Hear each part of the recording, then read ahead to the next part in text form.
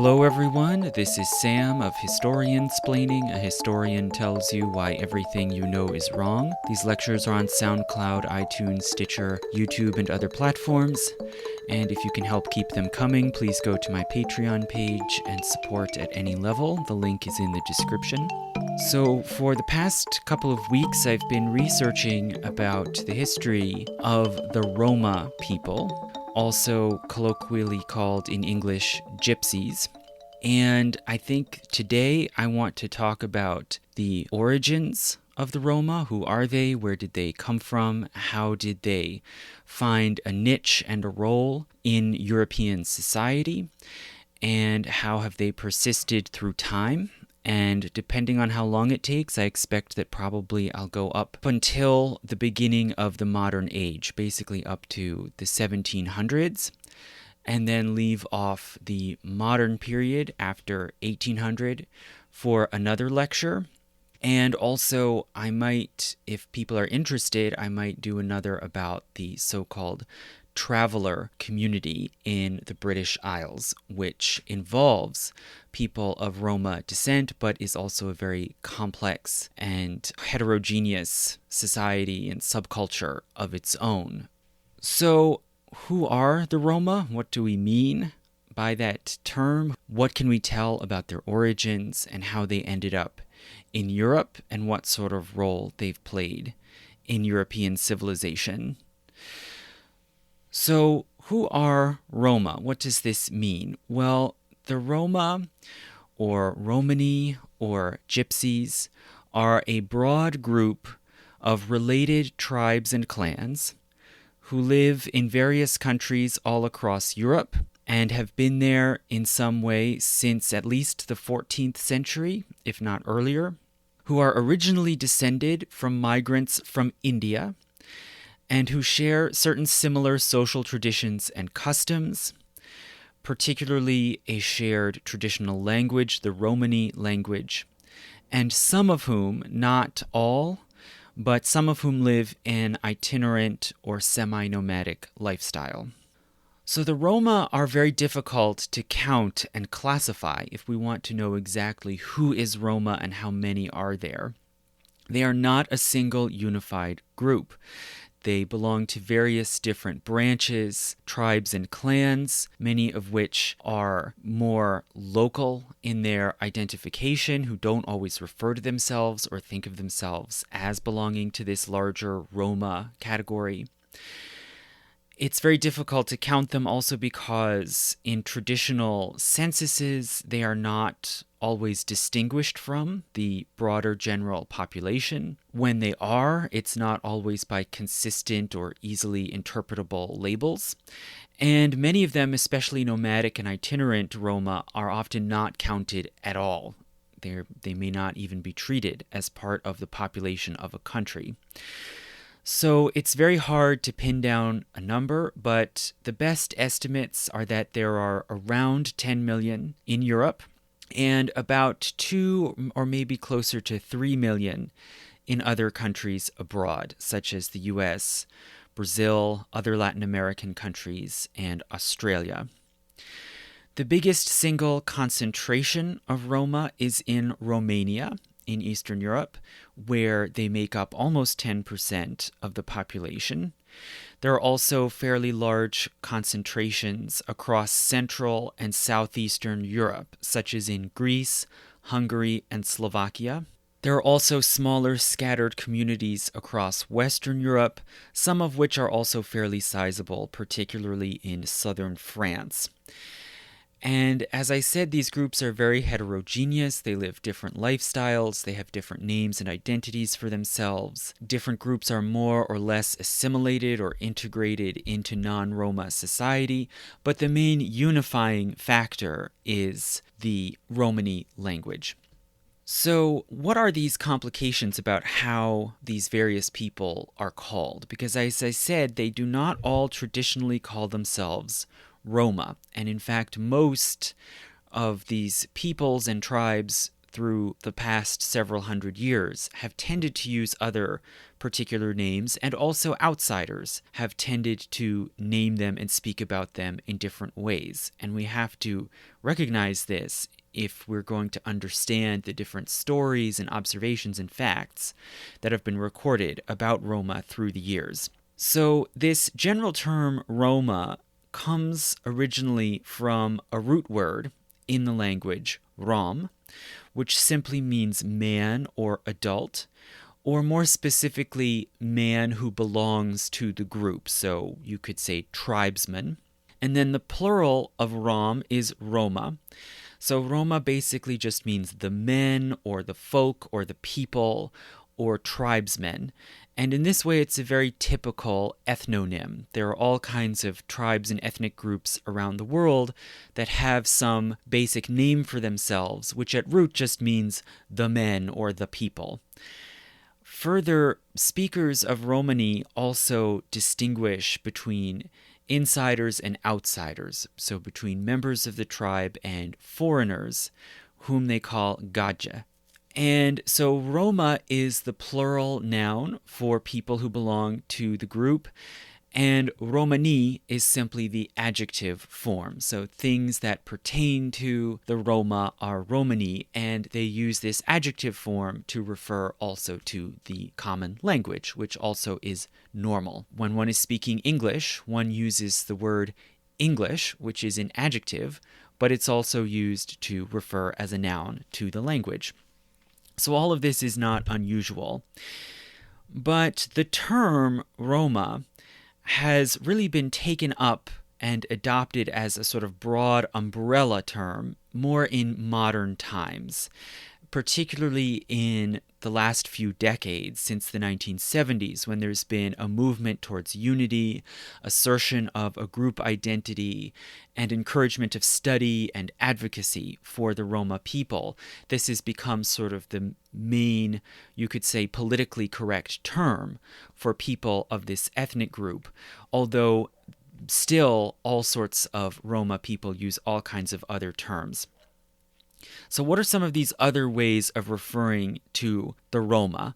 Well, for one thing, firstly, there are external names or exonyms applied to the Roma by outsiders or foreigners. And these exonyms tend to fall into two basic families.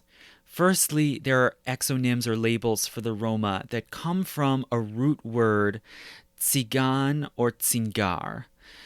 And it's not clear where this came from, but it clearly first occurred in Greek, that Greek speakers referred to the forebears of the people now called Roma as Athenganoi, and this then spread and carried over into other languages in various countries where the Roma migrated. So, for instance, in Italian, the word for Roma is zingaro or zingari. In German, Zigeuner. Sometimes in French, Tzigan. And also across Eastern Europe, there are various forms of Sigan, Chigan, or Sigar or Chigar. And as I said, this is a word of unknown derivation. It's possible that it began as an endonym, as a word that Roma people used for themselves, but it quickly was taken up as an exonym, a label that outsiders apply to them. The other main family of exonyms that outsiders apply to the Roma are various terms meaning Egyptian. And this is originally a misnomer. There is no real historical connection between the Roma and Egypt. But it's possible that this word was applied to them as a more polite way of referring to them than Athenganoi or Zingaro, which often have a negative or pejorative cast to them. And so originally this may have been a more positive way of connecting them to an ancient land, and particularly, as I'll talk about later, a land that was associated with magic. So some Greeks came to refer to the Roma as Aegyptoi, and this custom also spread then into other languages, such as in Spanish, Gitano, and of course the English Gypsy, which even still today most English speakers are more familiar with than Roma. Now, on the other hand, what about internal endonyms that Roma people use to refer to themselves? Well, these are usually regionally specific. So, for instance, in Germany, there's a large tribe called Sinti, or who call themselves Sinti. In Spain and Portugal, the common endonym is Calais, and this term also spread then to Brazil. And also it's used in Finland. I don't know exactly why. There also are many Roma communities that use some form of Egyptian to refer to themselves too. So that is not always just an exonym applied to them from the outside. It has also been adopted as an endonym by many Roma. For instance, in Albania, it is common for Roma people to refer to themselves as Balkan Egyptians, and also some do embrace and use the term gypsy. Also, there are some variations on the term Roma that have been adopted by certain tribes and subgroups. Particularly in Britain, it's traditional for Roma to call themselves Romani Chal, which at root means children of the Roma. So you could translate then that further as sort of children of men or children of the tribe. There are about 200,000, it seems, in England, but many of these so-called Romani Chal are integrated or embedded into a broader multi-ethnic traveler community, which is spread and migrates all around Britain and Ireland. And that is a whole other kind of complex social world unto itself, which, as I said, maybe I'll address in another lecture separately. So if we understand that these various tribes, who might be called Egyptian or Athenganoi or Calais or Romani Chal, are all loosely related and can be grouped under this broad heading of Roma, who then are these people? Where did they come from? Can we tell what their origins are? If it seems that they are markedly different and have always been aware of their difference and distinctness from other Europeans. Well, there's a surprising lack of direct evidence from the Roma themselves about their origins. There's no traditional great epic or founding myth of the Roma as a group, as many tribes and clans often have. There's no heroic founding figure or hero of the Roma.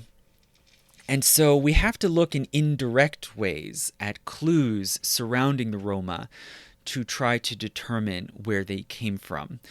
And the two main forms of evidence that one can draw on to try to trace out who the Roma are at root are linguistic and biological. So linguistically, we can look at the Romani language, which has been preserved and passed down through the centuries and has taken on a few different distinct dialects in different regions, but is still basically consistent. And the vocabulary of Romani is overwhelmingly Indian, as in South Asia. And it is now a definite consensus among scholars and among most Roma themselves that they are originally descended from migrants from India, particularly central and northern India.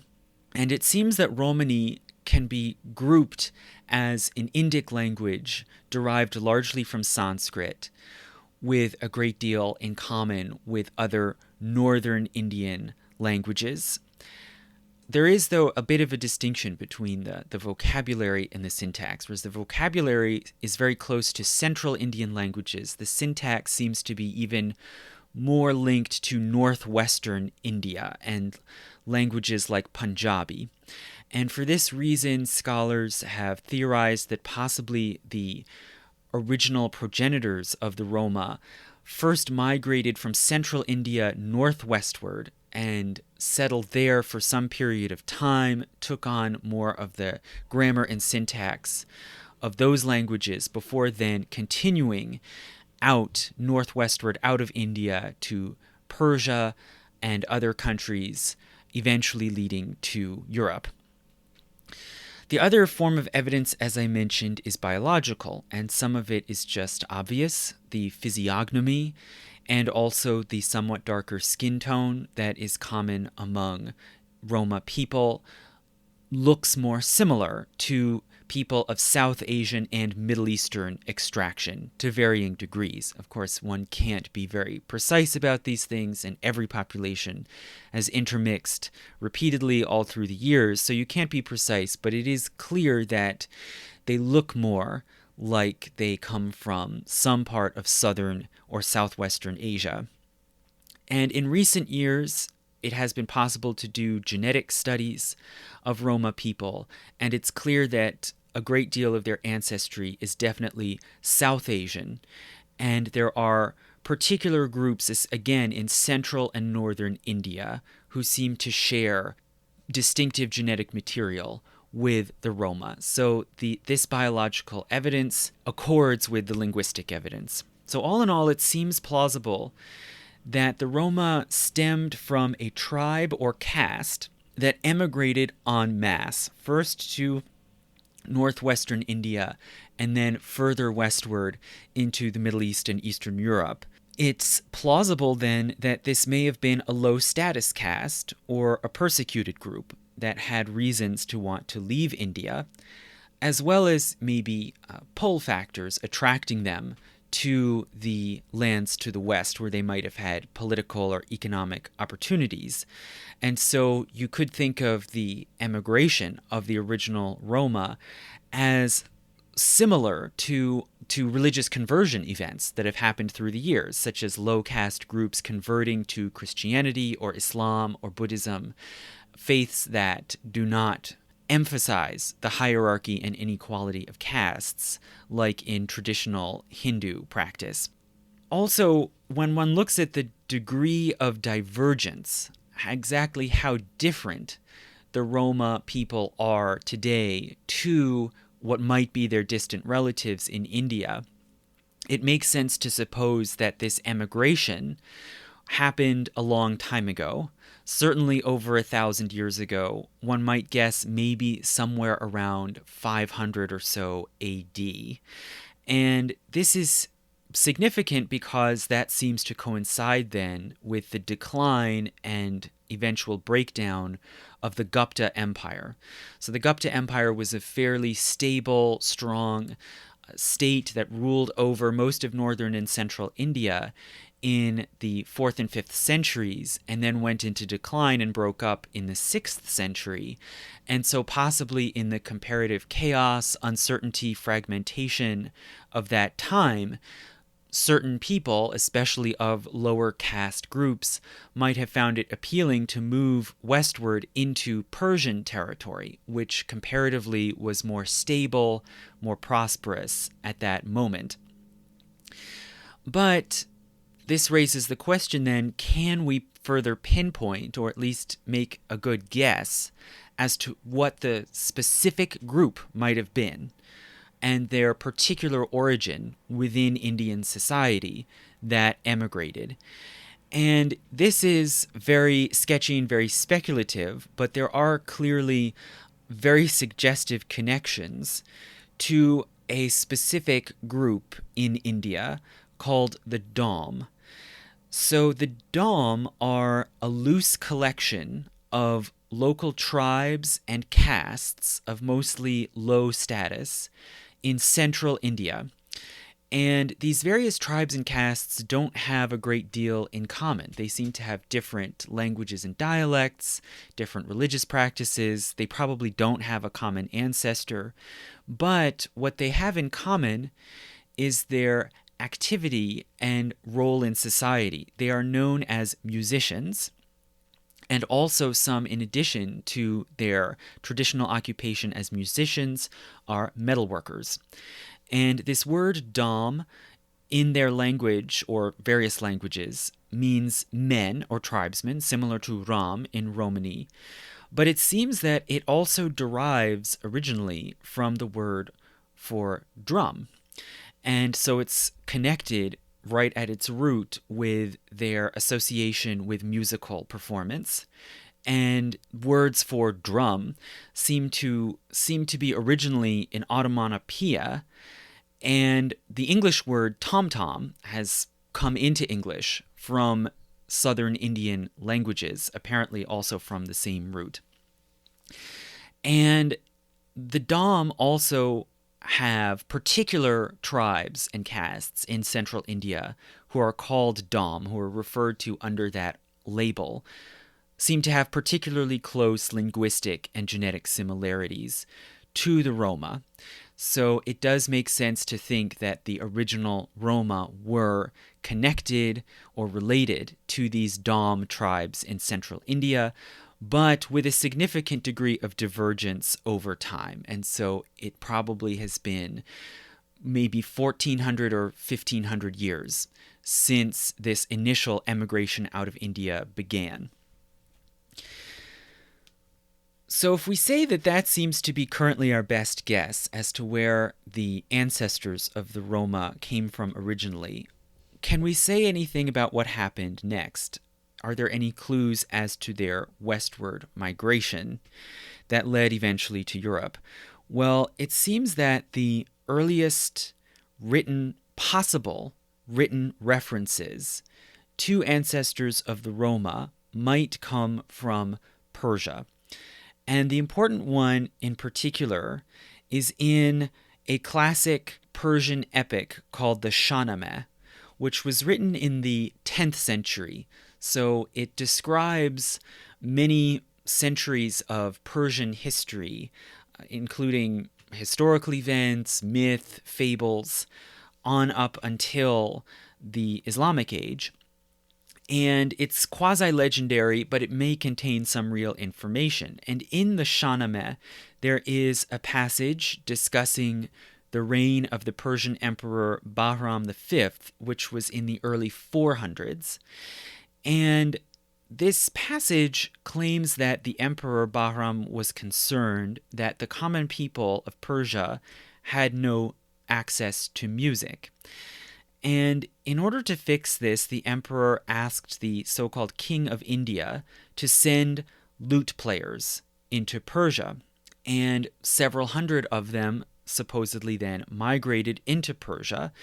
And the emperor supplied them with animals and grain to farm and asked them in return to play music for free for the common people. But reportedly, these musicians ate supplies rather than beginning farms, and they went to the emperor asking for more. And so the emperor then banished them as punishment and ordered them to pack their bags and set out on their donkeys and wander across the world. So this is very sketchy. We can't know for certain whether anything like this really happened or if it happened in the way it's described in this epic. But it certainly is very suggestive that this poem claims that a specific group devoted to music migrated out of India into Persia in, roughly speaking, the right sort of time frame. And that rather than settling down and becoming settled farmers, they instead continued to travel out through the world. And so this may be a clue as to how some group of Indian descent, particularly associated with music, ended up migrating further west towards Europe. It's possible that some descendants of the original Roma or of this group referred to in the Shahnameh, or both, ended up becoming the group called the Zot, which is a particular tribal caste of merchants, musicians, mercenaries, guards, and animal handlers who are recorded as existing in the Persian Empire in the 700s and who were reportedly sent to Antioch. But it's not clear if the Zot are connected to India, it's not clear necessarily that they are ancestors of the Roma, and it's also possible that instead the Zot might have been the ancestors of the people called Dom in the Middle East, who are a separate, distinct group speaking a language called Domari. So the Dom in modern-day Lebanon, Turkey, and Palestine, these are distinct from the Dom in India, but obviously they may very well be connected. And for many years, scholars supposed that the Dom might simply be a sort of offshoot group of the Roma, that they might have stemmed from the same migrating tribe, and some simply settled along the way in the Middle East while others continued on to Europe. But today, based on linguistic and genetic evidence, that is not believed to be the case. It's more likely that two different groups migrated out from central India around the same time, speaking rather similar languages, so probably related, but that one went westward into the Middle East, while others took a far northerly route and ended up going into Europe separately. Now, some scholars, particularly Roma scholars, also point to other possible forebears.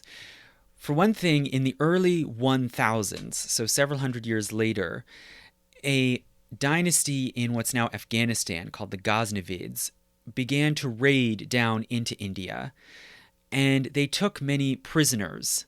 And the Ghaznavid Empire was Islamic, whereas most of the armies that they defeated and captured in India in these years were Hindu. And so many of these Hindu prisoners of war were then taken as basically slave mercenaries back into Afghanistan and Persia and used as fighters, particularly in sort of internecine conflicts among different Muslim powers. So some have suggested that these prisoner fighters in the Persian Empire and the Ghaznavid Empire might also be the progenitors of the Roma. But there are problems with this theory. For one thing, the other evidence, as I said, suggests a much, much earlier divergence than the 1000s. And there is further evidence that indicates that the migration of the Roma from India to Europe was actually very slow and gradual over many years. So it probably didn't happen so quickly that these people were captured by Ghaznavids in the 1000s, and then within a few decades they were in Europe. So this further evidence is linguistic. If you look into the syntax of Roma, it's very complicated, and it differs more from the languages in modern-day India, as opposed to the vocabulary, which has remained quite close. So there are particular distinctive features of the grammar of Romany that resemble Persian, as well as Armenian and Byzantine Greek. And this suggests something about the early Roma or the Proto-Roma as they moved from country to country eventually towards Europe. It seems that they stayed for some period of time and had a certain degree of linguistic interaction with these different countries, particularly Persia, Armenia, which at this time was a much more expansive area, including a lot of what's now Turkey, and the Byzantine Empire, the Greek Eastern Roman Empire. Specifically, it suggests that people joined them as they moved along the way. And this is a point that stands out to me in particular. When different societies interact and people have to learn different languages, it's much easier to learn and pick up the vocabulary of a new language than it is to pick up the syntax. And so often when people are thrown together and they're thrown into a new environment where they're forced to learn a new language, they pick up the new words very easily, whereas they retain the syntactical structures that are more kind of deeply embedded in their thinking. And so often you end up with Creole languages where the vocabulary comes from some dominant group, whereas the syntax is retained from the lower status group who don't necessarily adjust their way of forming sentences. So the fact that Romany has this heavily Indian vocabulary but a much more complex creolized syntax suggests that they, as they migrated, were not necessarily adapting or assimilating into these societies and adopting their languages like Persian or Armenian. Rather, certain numbers of people were coming over and joining them, bringing in the syntax that they knew, retaining it, and sometimes working it into the Romany language while they learned the vocabulary of the community, which is Indian. So hence you end up with this interesting kind of hybrid language which I think reflects this pattern where this distinct group somehow maintained its separate identity and its own language as it moved from country to country and picked some people up along the way as they went. And this also makes sense with the biological evidence, where clearly the Roma of today are a mixed people, people with different streams of ancestry coming from all over the Middle East and Eastern Europe, but clearly with this still very strong element from India. So if that's our best explanation of where the Roma came from, how did they end up in Europe, and how did they find a place in European society? Well, it happens that the first definite, really indisputable references to a group of people who clearly are forebears of the Roma come from the Byzantine Empire in the 11th century. So the earliest facts about the origins of the Roma people that we can draw from written records are about their early appearance in Constantinople. So firstly, there's a religious text called The Life of St. George the Anchorite, which is just a common sort of biography of a saint, as was written all throughout the Christian world. This Byzantine text says that in the year 1050, there was an arrival of a new tribal group from the east, which this text calls Athenganoi. And so reportedly in that year, the Byzantine emperor was having a problem with wild animals coming into the imperial parks and gardens in Constantinople and preying upon the imperial game, which of course is a prized possession of kings and emperors. And so reportedly the emperor called upon, quote, a Samaritan people, descendants of Simon Magus, who were called Athenganoi, and notorious for soothsaying and sorcery.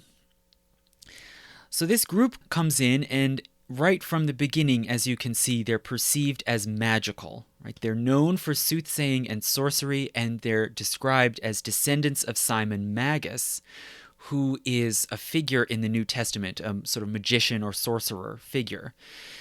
And reportedly, they also have control over animals. They're experts in the management of animals. And in order to repel these wild beasts coming into the imperial park, they cast spells over pieces of meat, which they then leave out and which then poison the wild animals.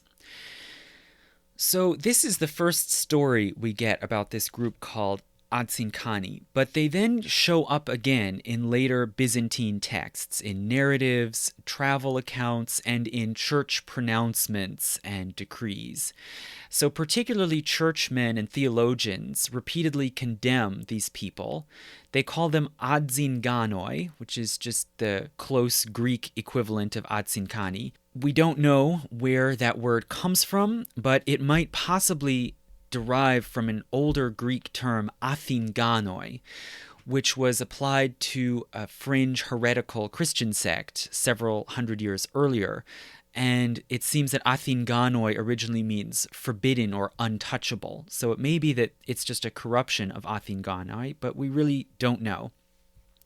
And the churchmen repeatedly condemn these people for magic and sorcery and forbid Christians and members of the church from consulting with them. And of course, as we've said many times before, if the authorities bother to ban something, it's because somebody is actually doing it. So we can surmise that probably there were Christian people going to these so-called Athenganoi to ask for magical favors or to tell their fortunes. So because they were so controversial, they were probably excluded from the capital at Constantinople and relegated to marginal lands outside the city and to marginal social roles. So it seems from later accounts and references that they were known for acrobatics, for various sorts of performances, including acrobatics, animal training, especially bear handling. And there are descriptions of them from the Byzantines in the 1300s, performing juggling, acts on tightropes, trapeze, horses, and balancing acts. They also were known for shoemaking and shoe repairing, and some of the earliest references to specific individuals are to shoemakers. They're also sometimes described as spies and thieves. So there's a very mixed perception here.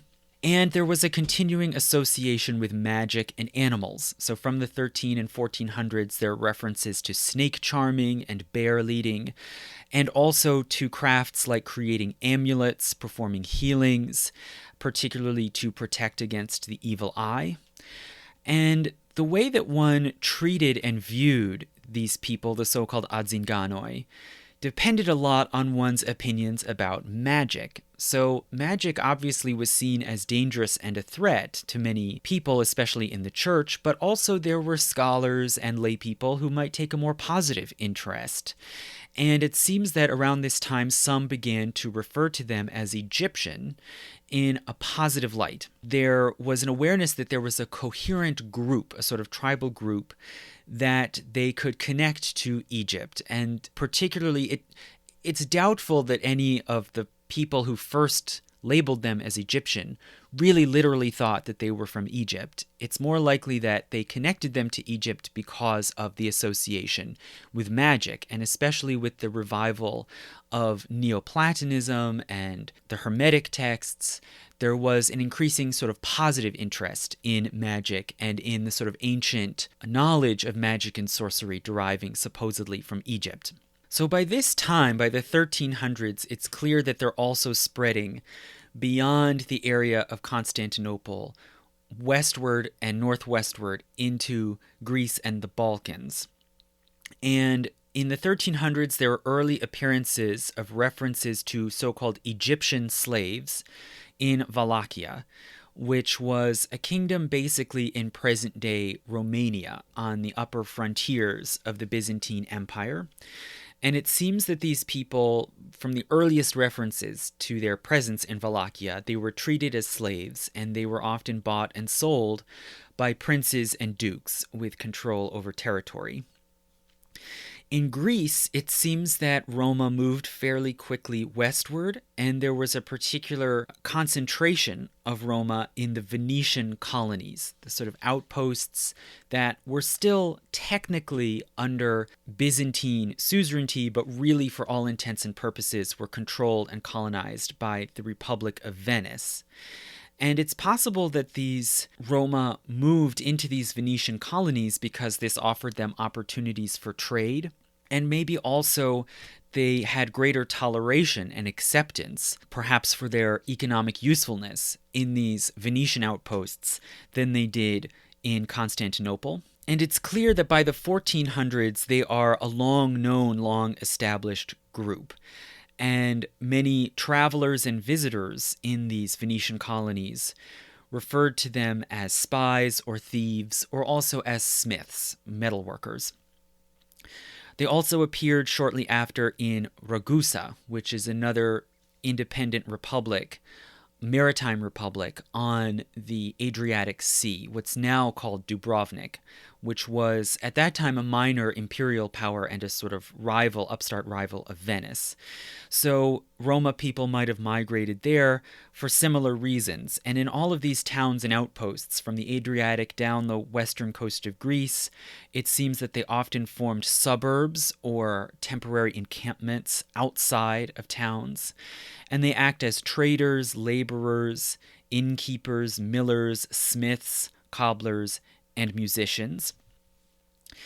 In 1360, a fiefdom was created on the island of Corfu. So that's an island off the western coast of Greece, traditionally Greek-speaking, but it was another of these Venetian colonies that increasingly was being taken over more and more by the Republic of Venice and Venetian colonists.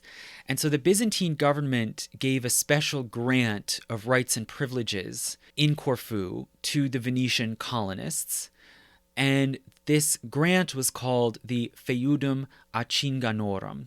So Athenganoi clearly is derived from this same root, Athenganoi, Athenganoi. And it seems that many of the peasant laborers on Corfu, who then were obligated to render service and payments to the Venetian overlords were Roma. And probably they were mainly shepherding people and engaged in animal husbandry more than in farming. And in later years, this Roma community on Corfu became a known fixture on the island, and they were described as mechanics, smiths, tinkers, and husbandmen. And they were known, one of their distinctive customs was celebrating a great yearly festival on the 1st of May. Now, it wasn't until 1384 that earliest known appearance in the records occurs of an ethnonym with the root Rom or Roma. So in that year, in 1384, an Italian pilgrim named Leonardo Frescobaldi was traveling on his way to Jerusalem with a group of Florentine pilgrims to the Holy Land. And they stopped over in the town of Modon in Greece on the western coast, which was one of these Venetian-controlled colonies. Today it's known as Methoni in Greek, but the Italians called it Modon. And while there, Leonardo Frescobaldi went out around the town and he saw a large encampment of black tents. He approached them and he found there a group of people whom he referred to as Egyptians. So it seems that this notion was already widely known and current, that these people were Egyptians. But Frescobaldi, perhaps being influenced by early Renaissance humanism, he did something unusual. Rather than just say, "I see Egyptians," he went up to them and tried to converse with them and asked them who they were, so he could get more directly from the source their identity. And reportedly, they told him that they were Romiti, which seems to basically mean children of Roma, or children of the tribe, a lot like the term I mentioned before in Britain, Romani Chal.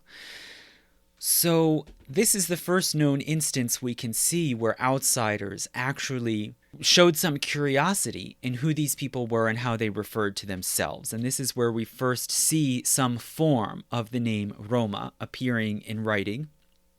And it seems that pretty quickly after this, Modon in particularly became known for its large Roma quarter, which came to be called Little Egypt. And Little Egypt was widely known in Italy and the Mediterranean world because they could offer services like lodging or shoe repairs or repairs of tools or food to pilgrims on their way back and forth to the Holy Land.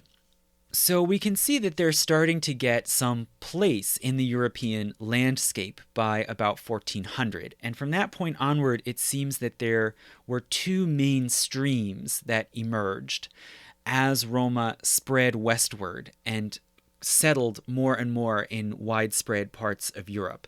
So there was a northern stream that seems to have gone up through Eastern Europe and then into Germany and France.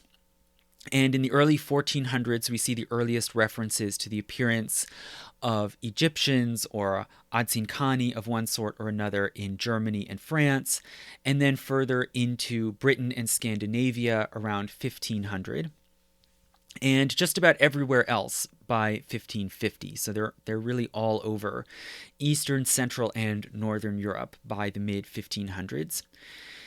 And then there's also a southern stream, which seems to have moved along the coast of North Africa, westward through the Mediterranean world, then into Spain, where there was a large population by the 1400s, and from Spain upward, northward into France. And so it seems that by the end of the Middle Ages, the two streams actually met up in southern France, and there has traditionally been a large population there. So how did these European societies respond? What did they think of these Roma migrants?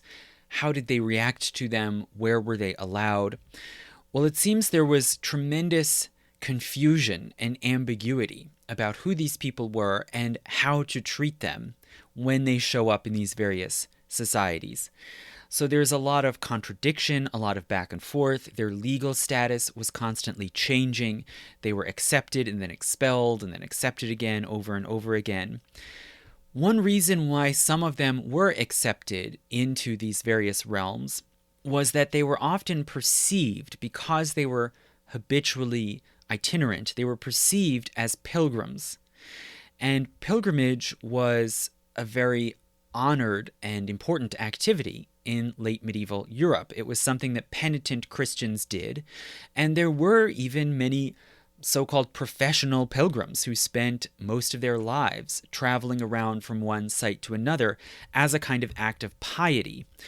And it seems that sometimes the Roma could really play into this and encourage this perception that they were penitent Christian pilgrims.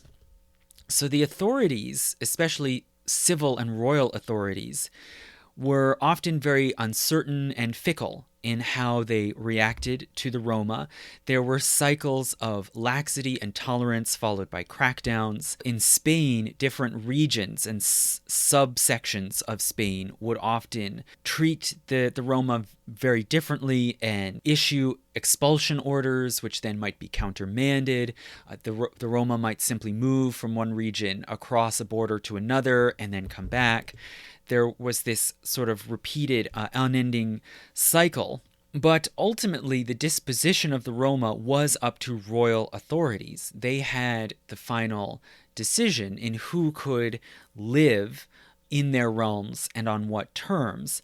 And so the Roma, in this sense, were often treated effectively as property of the crown, in much the same way as Jews in most realms were almost kind of prisoners of the royal authorities.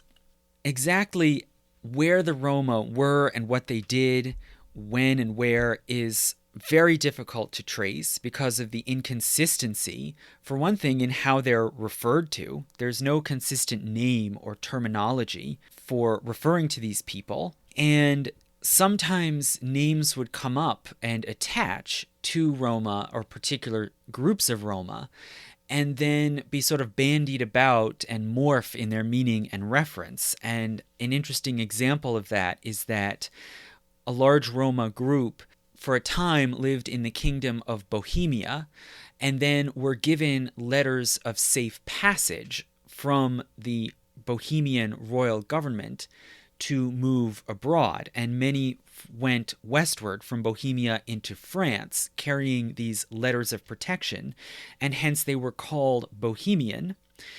And in the French language, that word then simply became another byword for Roma, and from there it also expanded in meaning to mean wanderer or social outcast. And of course, it's now passed into even into modern English, to mean kind of nonconformist person on the fringes of society. But it seems that it started originally from this strange confusion caused by Roma people moving with documents from Bohemia into France.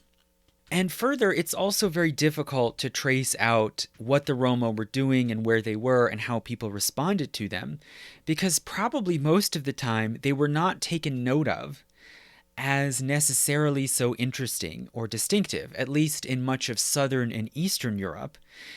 It was not so unusual in the Middle Ages to see a strange, unusual tribe or clan speaking a strange language that you don't understand. That in itself was not so out of the norm. Europe in the Middle Ages was a complicated patchwork of ethno-linguistic groups, and the authorities didn't necessarily care if they noticed, well, there's this odd people living on this mountainside or in this river valley.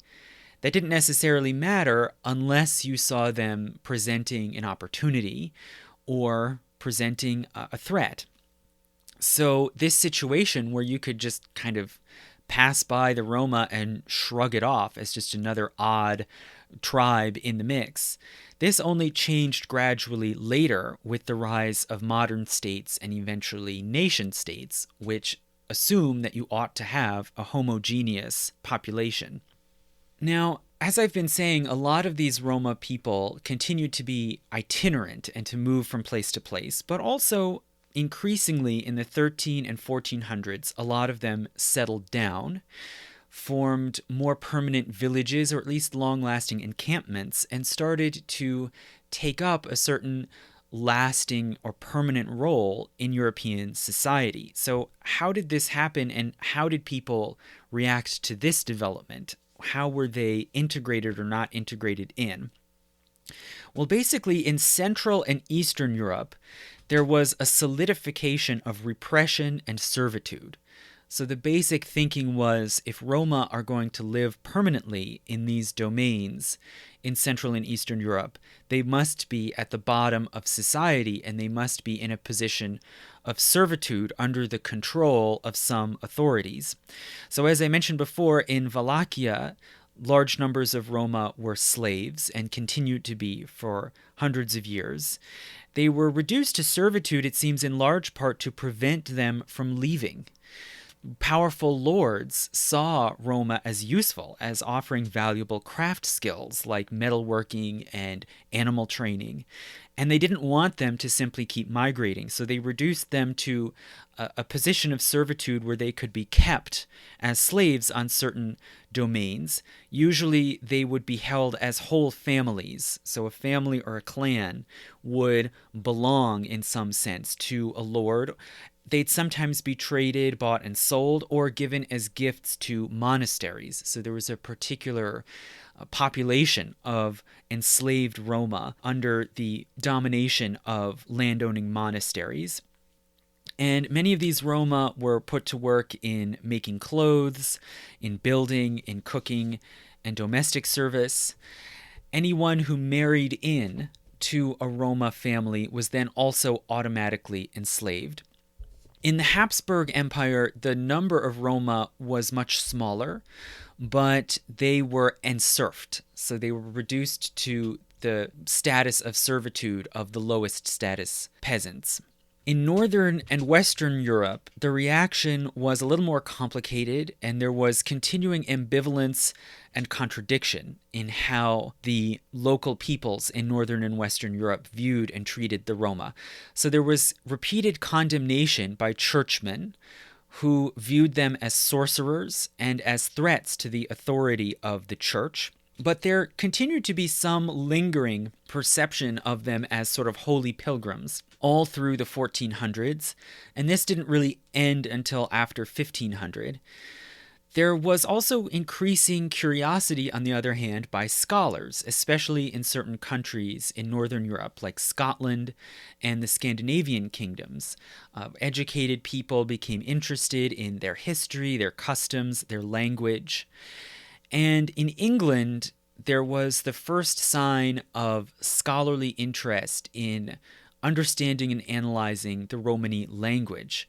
And somewhere around the year 1530, an Oxford scholar named Andrew Board went out to a Roma encampment outside Oxford and interviewed people about their language, and he collected a list of 60 words and their meanings, which were then later published in a pamphlet in 1547.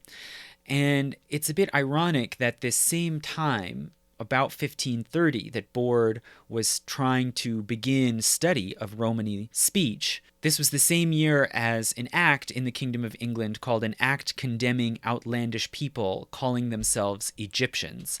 So this was the beginning of a series of crackdowns by the English government under the Tudors, basically condemning and expelling Roma from the country. And this was part of a pattern. From about 1500 onward, there was an increasing wave of expulsions and deportations from various countries in Europe. There was a wave of prohibitions, of Romas being banned from certain zones or towns or cities, banned from certain professions and activities.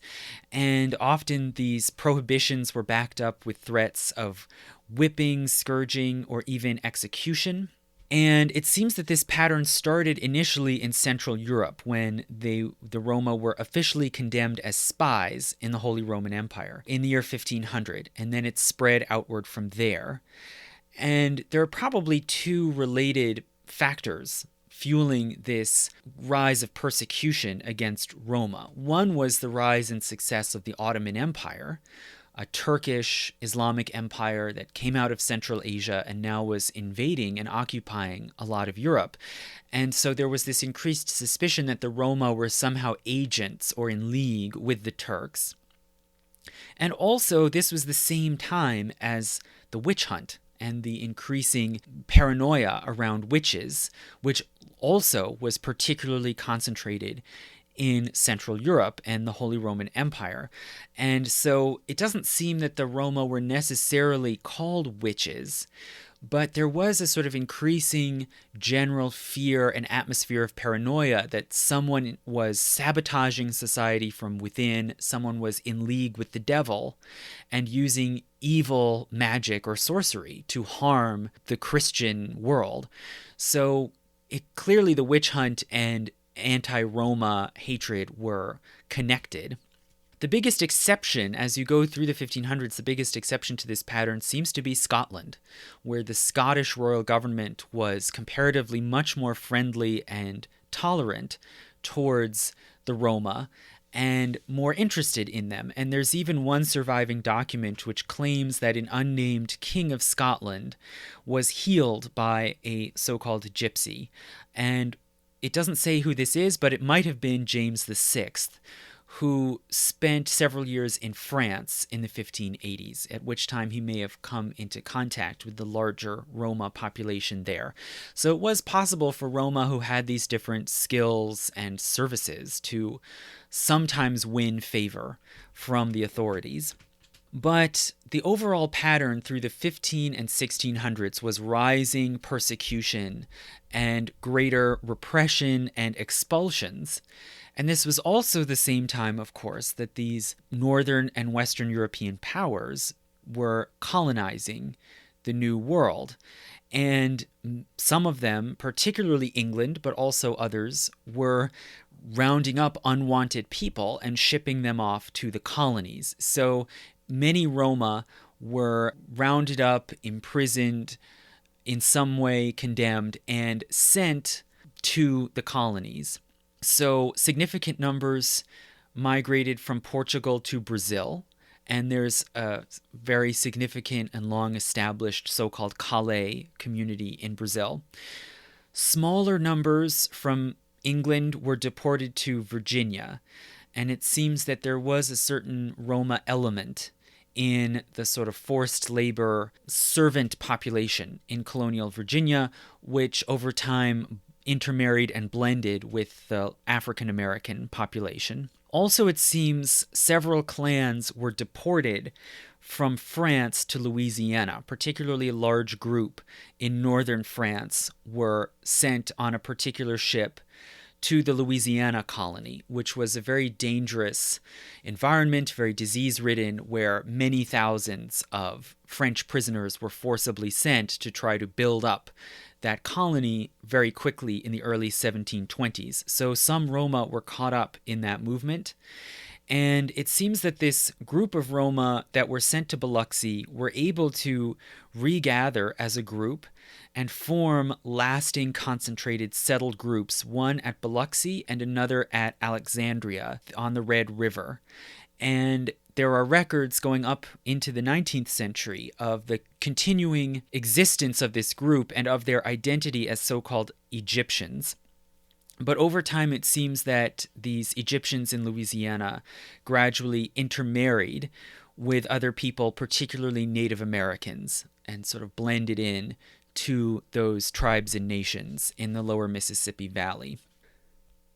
So in the early modern age in general, Roma tended to be seen as a political problem, a sort of dangerous or unwanted, undesirable presence in European society. And the most repressive and intolerant time, it seems, was the 1600s and early 1700s, basically coinciding with the general crisis of the 17th century, this time of continuing religious warfare and civil warfare all around Europe.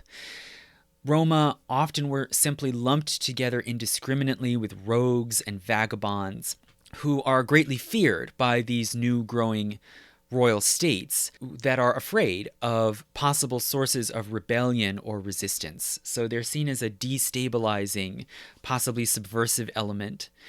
And in the 1600s, royal governments who are empowered by mastery of gunpowder see a greater need to solidify and consolidate their territorial realms. There's a greater desire for population control. New technologies are used in map making and census taking to try to monitor and survey and control large populations, particularly for the purposes of taxation and conscription to support large armies. So whereas in the Middle Ages, security was mainly achieved through fortifications and small elite groups of well-trained fighters like knights on horseback, in the early modern age, states have power and control over territory mainly through large armies and artillery.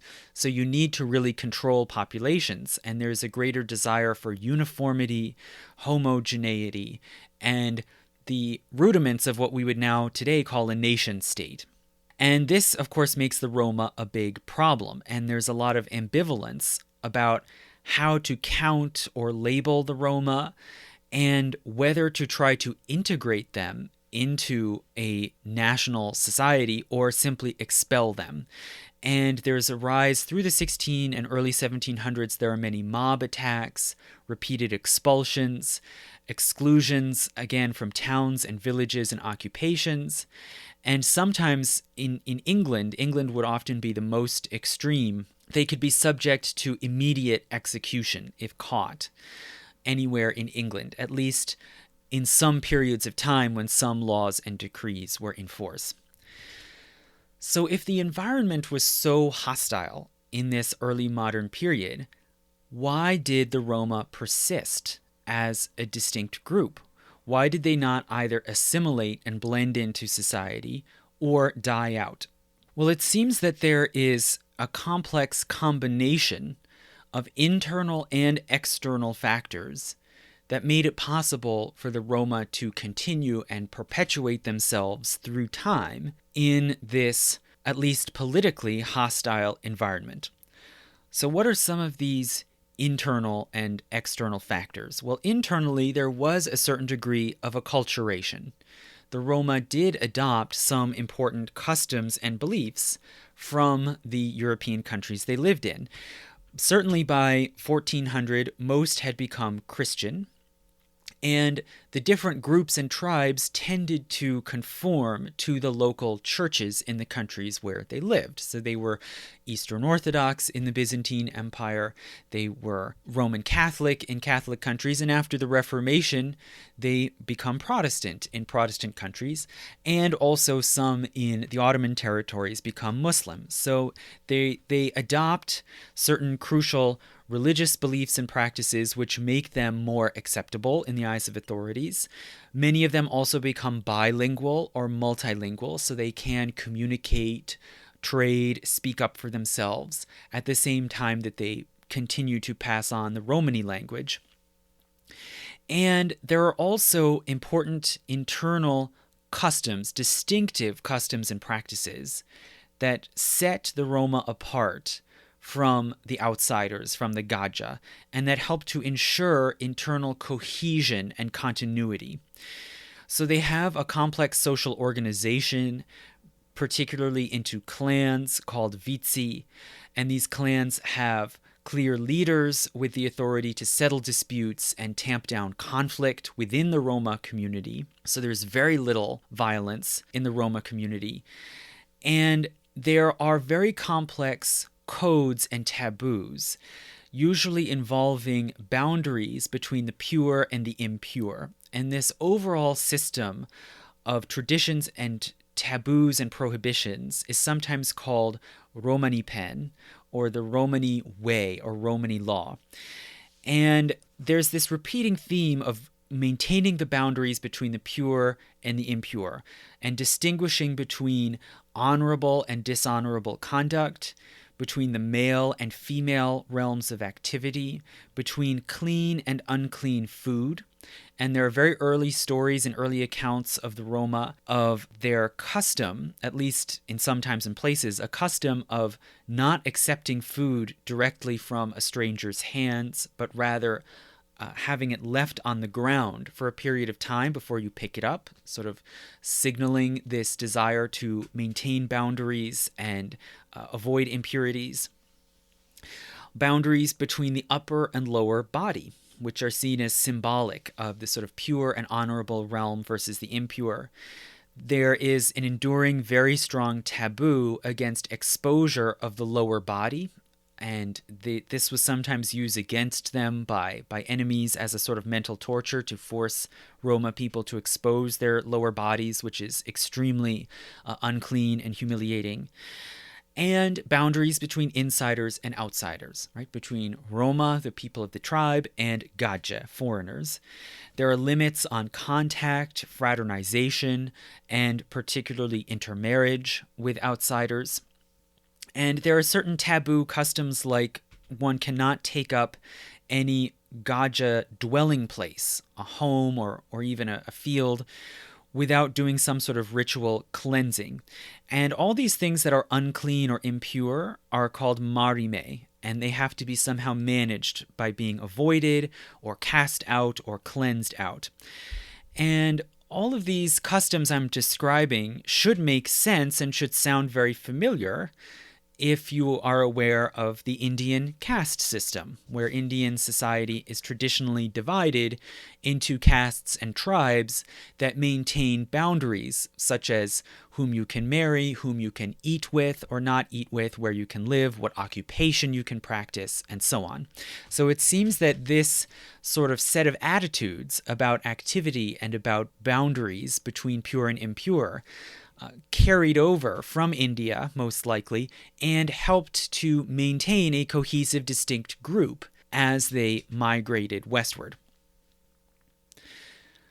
So, alongside these internal factors encouraging cohesion and continuity, it seems that there are also important external factors that helped to keep the Roma in existence as a group within Europe.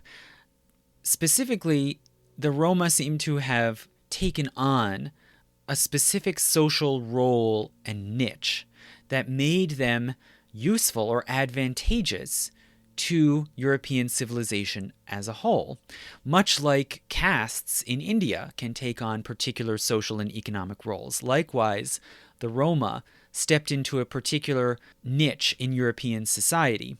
Particularly, Roma came to serve the range of functions that, at least in rural society, can only be performed by traveling people, by itinerants, not by stationary settled people. So the distinctive economic roles and occupations that it seems Roma served, I've mentioned a lot of these before. For one thing, repairing, especially repairing of metal tools and cookware, ceramics, and shoes. The sort of things that you may not want to spend money or go into a town or a city to buy new if it can be repaired. Also, performance and entertainment, dance and acrobatics, animal handling, and especially music. So it seems that the Roma, although they may have brought some musical traditions with them from Asia into Europe, nonetheless they also adapted and developed local styles that might appeal to local audiences around them. And there are certain musical genres that are often associated with Roma, but really are kind of hybrid developments. The most famous, of course, being flamenco, which is a style of music, dance, and theater that developed in Andalusia in southern Spain, and that were created partly by Gitano migrants learning styles and techniques from the Moriscos, the community of ex-Muslims or crypto-Muslims in southern Spain. And it can be overstated, flamenco is not a Roma import from abroad. Rather, it's something that this particular local group of Roma learned and then developed and elaborated on in Spain. Also, they practiced and specialized in horse training and horse trading. So this was a major function that they performed for hundreds of years, and in recent times, incidentally, this has transitioned over into the used car trade. now that horses are not the main vehicle, they've taken a lot of the same sort of trading techniques and networks and simply moved them over to used cars. And lastly, their last major specialization, which seems to have continued and endured all through the past 1,000 years, is magic, especially fortune-telling.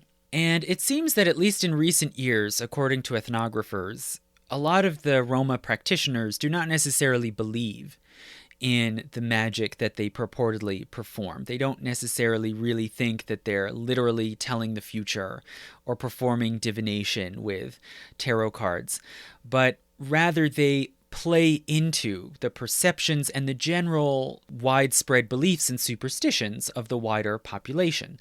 And so if you have a country where a great many people believe that fortune telling and magic are possible, but it's very taboo to perform them, then that role can fall to people who are already outside or on the margins of society. And that is a way that many Roma have made a living through the years. So for all these reasons, because Roma people could offer all of these special services that required specific skills that might not be easily available in a small village or a small town, they had a certain advantage to offer. They could be seen as desirable, and in some instances, it seems local people were very happy to receive the Roma and would throw banquets and celebrations when Roma came into town. It meant that they were going to have shows and entertainments, they could get their shoes repaired, they could get their fortunes told, etc., etc. So there was a certain desirability, at least to certain people and certain markets, at the same time that there was also prejudice and stigma against them. So there are these contradictions and tensions. Sometimes local communities, although they might welcome a temporary traveling Roma encampment, they didn't want a permanent settlement or integration into society. And if there were sometimes some Roma who might want to assimilate or intermarry or blend in to the wider society, they were rejected. And this stigma against Roma could sometimes be so strong that it would even thwart state efforts to force the Roma to assimilate.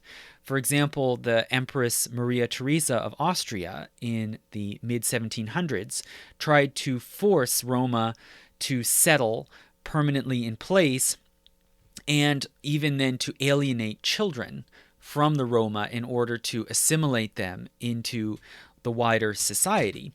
But this wouldn't work if, for instance, there were no families who wanted to adopt a Roma child, or there were no towns or villages that would accept Roma living among them.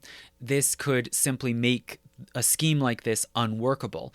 So the stigma and the exclusion were also a factor in keeping the Roma apart, again, as a distinct community with a specialized social role. Later, especially beginning in the 1700s, it seems that there was also a flip side to this stigma and prejudice against the Roma. So at the same time that you view them as undesirable, as heathenish, many people continued to call them heathens, even though they were Christian and had been Christians for centuries. And they were seen as undesirable because of their physical appearance or their low social status. There also could be another side to that coin. There could be a romanticization, a sort of attraction or fascination with the Roma as exotic and as exemplifying freedom, and for their connections to magic and their mysterious origins. And this sort of romantic interest in the Roma could even have shades of envy to it. And so it's not surprising that sometimes runaways, social outcasts, or nonconformists of one sort or another would join the Roma. And so it seems that over time, many Roma communities, despite the exclusion, despite the waves of persecution, some Roma communities actually grew because they would pick people up along the way in the same sense or a similar sense to what I referred to earlier, that it seems very likely to me that as the Roma went through the Persian domains and the Byzantine domains, they picked people up as they went more than they lost them. Now, many of these observations that I've made here about the Roma and why they endured as a distinct group should again sound very familiar to people who know of the history of the Jews in Europe. And it can be very clarifying, I think, and can drive this point home to look at the parallels between the Roma and the other great pan-European minority ethnic group that has also survived through the centuries, which is Jews. And there are some remarkable parallels. The strong in-group loyalty and endogamy, meaning marriage within the group, the strong taboos about pure and impure things, particularly pure and impure foods, which in the case of Jews is the kosher laws, which limit what sort of foods Jews can eat and what sort of foods they can share with outsiders or Gentiles. There's the distinct language, which of course for the Roma is Romani, and for Jews is Hebrew as a religious and liturgical language, as well as Ladino and Yiddish as secular vernacular Jewish languages, all of which have survived through the centuries. There's the special economic niche. So for Roma, that was the functions of itinerant people and the services that they could offer. But for Jews, it was activities and trades that Jews could perform that were forbidden for Christians, such as money lending or money lending at interest. This was forbidden for Christians by the church, but Jews were not subject to that ban because they were not members of the church. And in these ways, these sort of, you could say, fringe or marginal professions and occupations could offer this distinct group an economic foothold. There was the ambivalent attitude by the outside world, which could waver between tolerance and persecution, between fascination and hatred. So when it comes to Jews, there's a combination of a fascination or even admiration for Jews, for their ancient traditions, their connection to the Bible, the fact that the roots of Christianity come out of Judaism. At the same time that there could be great hate and revulsion and an enduring stigma. So in all kinds of ways, you can see similar forces, internal and external, acting on Jews in Europe and Roma that helped them to sort of maintain this high wire act, this balancing act of existing in Europe, avoiding total annihilation, while also not simply blending in to the wider population. And you can see a lot of similar results: the repeated expulsions, the constantly changing and contradictory policies, and the remarkable endurance into the modern age. And so I leave off here for now, and maybe later I'll talk about the Roma and what they experienced and how they've adapted and survived in the modern era after about 1800, and the continuing, I would say, remarkable parallels between the experiences of Roma and Jews. But I'll leave that for another time, and also possibly, again, if people are interested, I'll talk about the distinctive and complicated traveler community in Britain and Ireland. Again, if you can help keep this material coming, please go to my Patreon page, become a supporter at any level, and you can hear my free patron-only lectures, including my last Myth of the Month about the Founding Fathers. Thank you.